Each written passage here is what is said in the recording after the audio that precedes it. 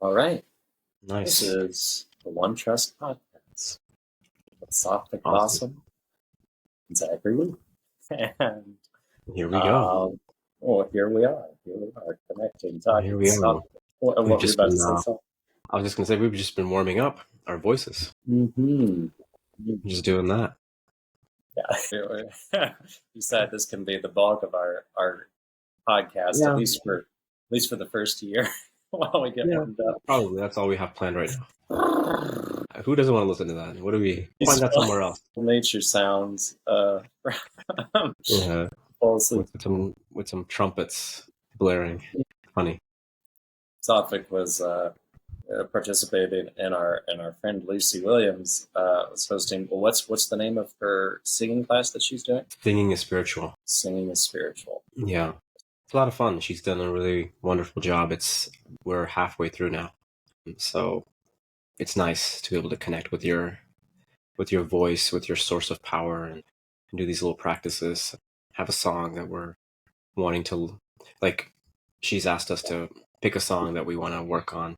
So it's nice to see the exercises and then also the practical side of it too. So including, preparing for this, it's like I can relax my voice more when I'm speaking on this podcast and when we're live, and not have to be like, the right word or the right tone is coming off. It's just, I just feel good speaking. And hopefully people feel good listening too. But I can't control that. I just feel good when I'm speaking, I guess. Yeah, that is so powerful. And Sophic had asked me right before about anything that had come up over the last couple of days, and I met with our mutual friend Alan Little to the intention was to talk about the Untethered Income project that he's working on. But in addition to learning about that, or in addition to kind of talking through that more, he brought up, Alan is incredibly intuitive. He's able to tap in. And so we got into a deep place. And the question that I really came away with from that conversation that he asked me was, do you want to be a leader in responsibility, or do you want to be a leader in enjoyment? And this was based off of some specific things that I had shared, but it made me really emotional. And I realized, I want to be a leader in enjoyment. And so then that's what I was thinking about when you said that, Sophic, that I only have control over what I feel, and I don't have control over what other people feel about me or think about me or feel in general. It's their it's their being. So I think that's so. That was a reminder to me of, okay, can I align more with enjoyment, even as I've been, I want to keep. I have this fear of like enjoyment is not going to get me where I need to go, or enjoyment is not going to advance or create a new world as fast as responsibility will. But I believe it is a part, enjoyment, love, the underlying vibration of the new world. So now I'm trying to live it now, and certainly listening to my own body, my preferences and my needs with it was making a lot of sense to me. First thing that came to me when you said a leader in responsibility or a leader in enjoyment was, does it have to be one or the other? I think my preference would be, just like what you're saying, would be to be a leader in enjoyment. Like, I don't want to be a leader in responsibility at the expense of being a leader in enjoyment. And that's, yes, exactly. That's what Alan was talking about, because we were talking about me trading enjoyment for responsibility. So, but please continue. Yeah. Are there parts of being a leader in responsibility that are still important when you're a leader in enjoyment? Is there maybe such a thing as responsible enjoyment versus irresponsible enjoyment? I'm sure there is, and especially, I mean, you could define enjoyment a lot of different ways, and so yeah, when I think about it, it is more about. Hmm, I guess it's more about listening to myself. Okay, what? Hmm, where do I enjoy? Where do I find that enjoyment that is, for me, kind of the essence of sustainability? If I think about, and so that to me sounds like it's probably fallen under that, responsible enjoyment. But sometimes when I think about even things that could be irresponsible enjoyment, I always think it really comes down to the situation, it comes down to the person, and it comes down to how much is I guess I should just use myself as an example. It's like, how much am I paralyzed by responsibility or by fear or whatever it is that's going on in me, and how much would enjoyment get energy moving again and me in a better energy to act with others. So I don't know that that answers your question. So I'd be interested to hear more of your Just thoughts. explore. Yeah, thanks for exploring that with me. I think it's there is a lot of societal expectations around being responsible and not being irresponsible, not just for yourself but for others' sake.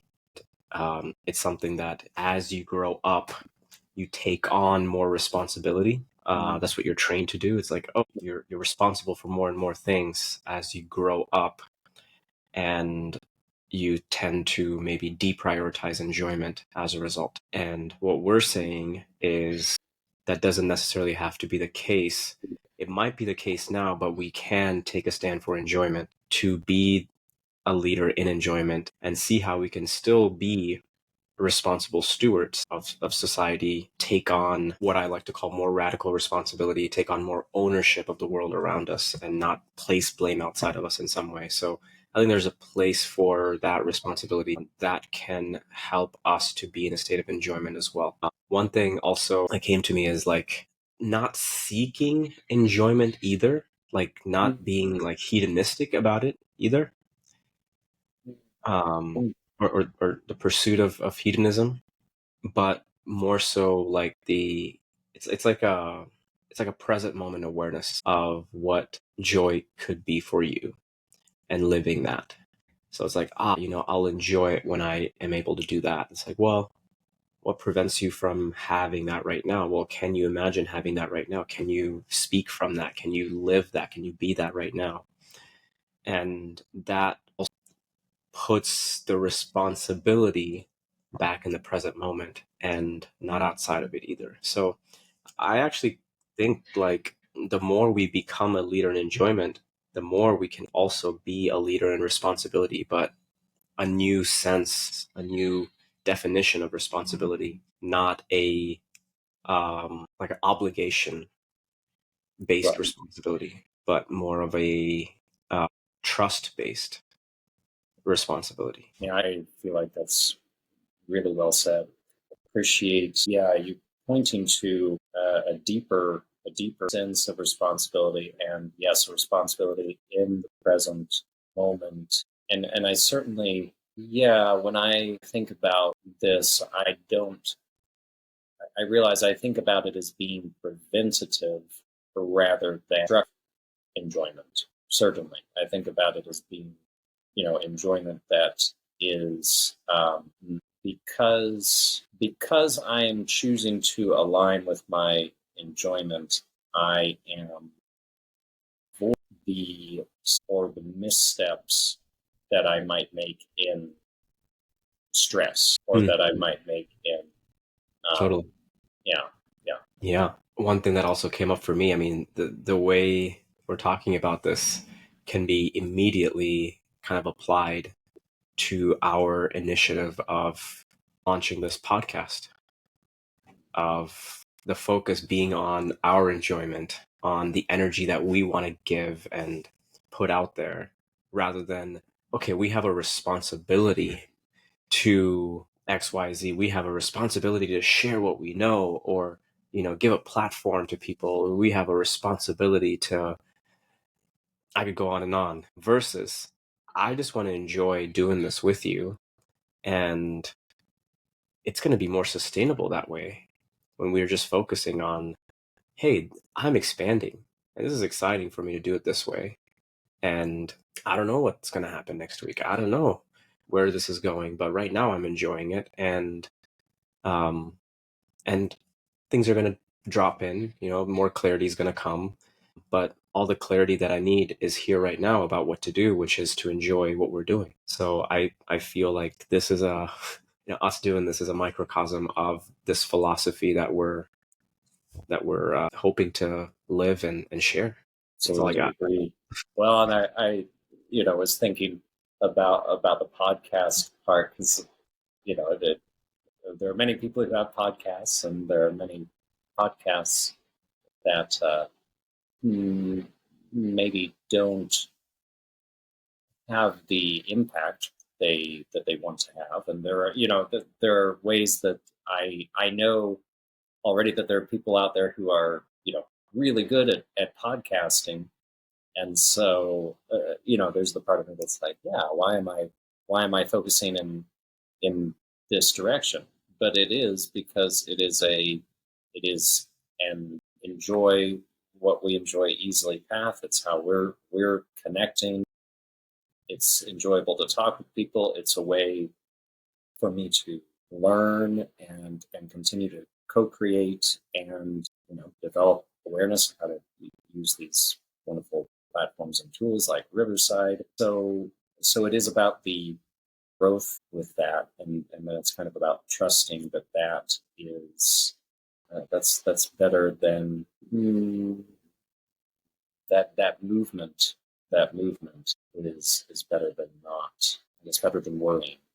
It's better than worrying. It's easier to engage in this enjoyment, talk about it with you, than Mhm. to not. Yeah. As you're saying that, I got the sense that I think there's fear associated with letting go to enjoy fully. Hmm. I mean, I know I felt that, and I think that's kind of prevalent everywhere in society today. It's like, what Yep. if I let go fully and enjoy? Like, what if something isn't, what if something falls through the cracks if I let go and enjoy fully? I think that's, oof, that might be something that I'm gonna be like focused on in these podcasts is like, how can I continue to let go to have people feel like they can let go to enjoy more of life without feeling like something might be like they might be hurt in some way, that they won't be safe. And coming from that place allows a more creative and whole expression. And that's what we really are about, is cultivating more creative and loving expression without the fear that you expressing what you want to express, or that you have a responsibility to do which is more important than you expressing with enjoyment. That's the space that I am thinking about cultivating here. I don't know how that came. It's the first time I'm ever saying those words out loud, but I think it made sense to me. It does. It makes sense to me, especially that fear of things falling through the cracks if Mm-hmm. we guess are not vigilant is up there. And I want to say these are all these are all words, and so everyone Mm-hmm. can have their own definitions of these things. Somebody's I would say you know there are cases where what someone enjoys might be something that looks like responsibility to someone else. Mm. Yeah. And there are people who probably enjoy being organized more than they enjoy, or I'll say this for myself. It's like uh, right? I probably enjoy doing some kind of working with a spreadsheet on my computer probably more than I enjoy bungee jumping or something like that, although I've never tried it. But Hmm. I can already, where enjoyment is maybe what I'm using as the word for my path or the kind of the essence of my path, but it doesn't have to be. I don't think everyone needs to use that word. Yeah. I like the word excitement too. Exploring your edges, maybe. That might be for me only. But definitely enjoyment is a spectrum. Like, I wouldn't expect nor recommend someone to someone who might have been comfortable being in a certain situation to go all the way to the other side. Mm.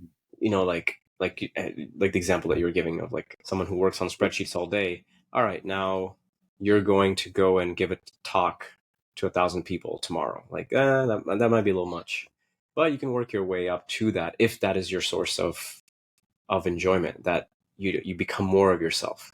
Like that's your creative potential as you start exploring that.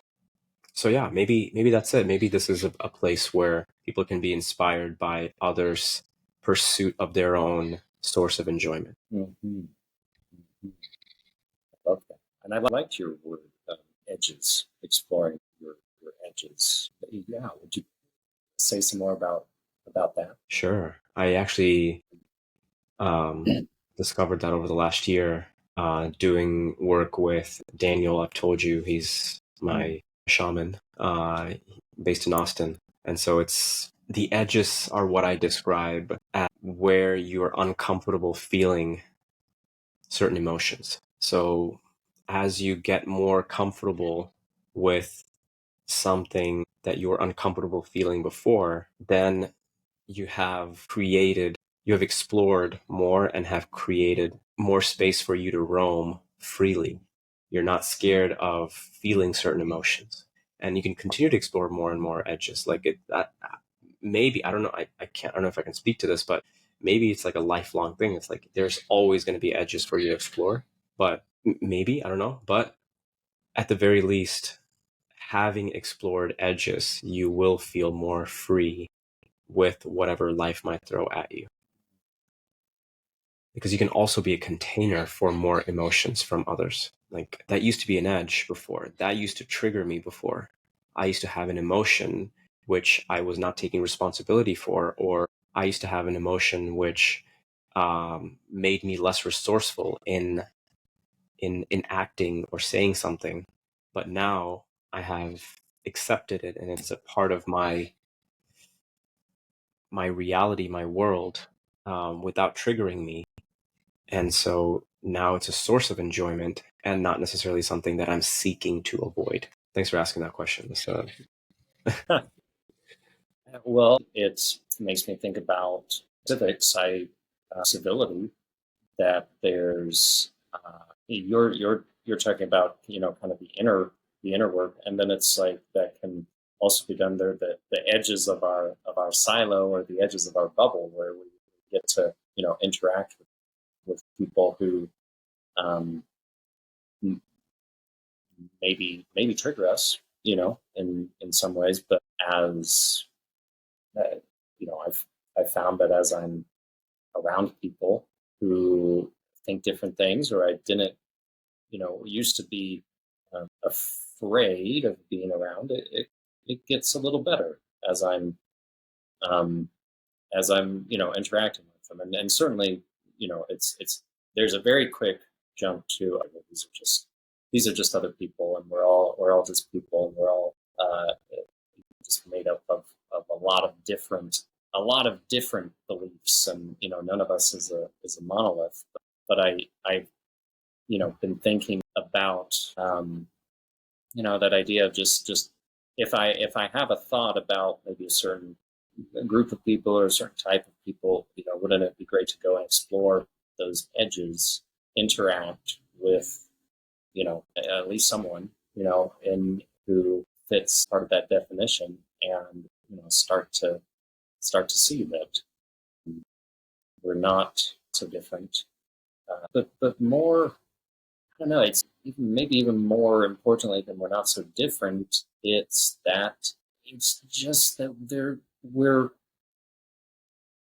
fascinating, and we're all contributing different, thoughts and opinions. And so breaking down those edges allows me to enjoy more of what other people Mm. are bringing, what other people are thinking. I love it. I sense some acceptance around, like a precursor to enjoyment is acceptance, not I need to change this so that I can enjoy it more, but it's just I accept it, and so I get to enjoy it. Mm-hmm. Another way I would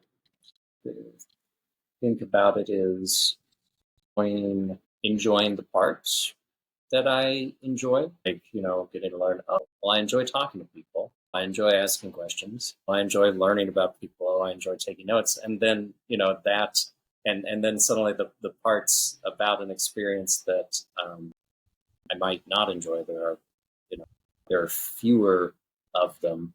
And I realize I'm, enjoying the experience. But I like what you're saying about acceptance. It's really, that's really good, because there can be, like, in processing emotion or something, depending if it's an emotion that I don't prefer, maybe I think I don't necessarily enjoy that. But if I accept the emotion, I accept the grief, or whatever the feeling is, then I've had experiences of enjoying that feeling, processing in my body, moving through my body, enjoying almost the revelation of it moving through my body and moving through my mind.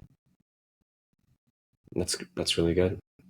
I think one thing that also came to me is, like, in this, like, framing it as acceptance, is that in Hindu philosophy they talk about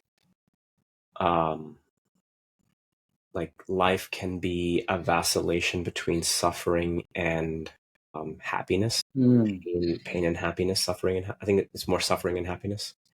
Pain is inevitable, but suffering is optional between suffering and happiness. But so enjoyment is not the seeking of happiness, but actually to rise above that sine wave and be in a state of ananda, more of a bliss, which is indifferent to both, not attached to seeking happiness and avoiding suffering, but of I see this and I get to enjoy all of it, and I take responsibility for all of it, and because I do, I get to enjoy it more. The more we talk about this, the more I'm seeing that it is a podcast of one trust, because we're seeing how there is nothing outside of this philosophy of everything is one. That the more we enjoy, the more we accept, the more responsibility we can have, the more power and love we can access, more creativity we can access, the more we can express fully and freely. It's all kind of intertwined. Connected. Deeply. Yeah. How does that sound for us to close it on that note? Sounds perfect. all one trust. Mm-hmm. Yeah. And yeah, I'm not sure where this is going to go. If this is the first of many, the first of only one, who knows what will happen. But I feel good about where we are in terms of the energy that we're bringing to this now compared to even a few days ago or last week. I feel a difference in energy in how we're approaching this, given all of the work and vulnerability that we have shown in this, about what this means for us and where we might have resistance within. All that has led to, I think, where we are now, which is this is a free and open expression of where this initiative and movement and mission might take us. So I feel good about that. So I feel good too. I feel good about what you said, and I feel something I'm going to make note of for myself for next time is go deeper in vulnerability Mm. and let that be even more of a guide for me. I love it. All right. On that note, thank you, Zach. Thank you, everyone, past, present, future, present and future, for listening and tuning in. Until next time.